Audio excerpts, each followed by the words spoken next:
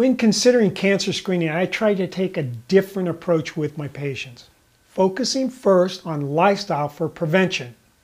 And if cancer is identified, I don't just blindly follow the recommendations of those that profit from the illness.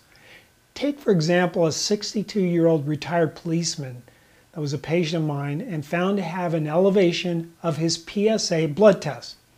This is a risk factor for possibly having prostate cancer. He was advised by his urologist to have a prostate biopsy to make sure he didn't have cancer.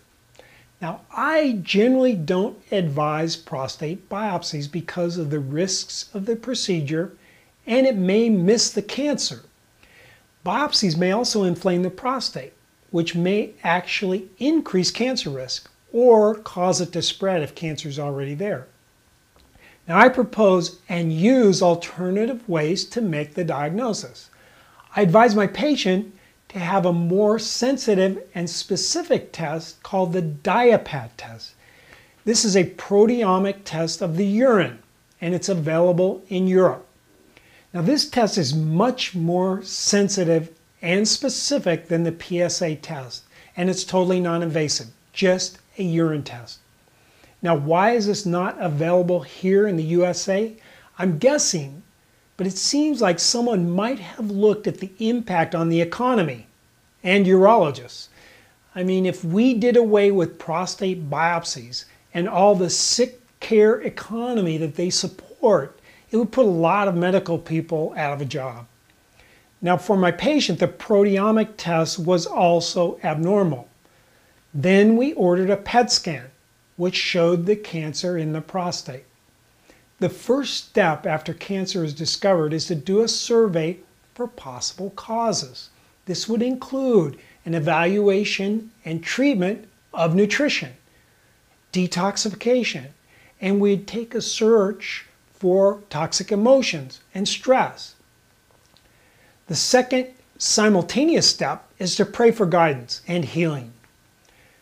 Next, we looked into alternative cancer therapies, which I always recommend. We found in Germany, there's a clinic that treats prostate cancer by the simple method of heating the prostate with a catheter containing hot water.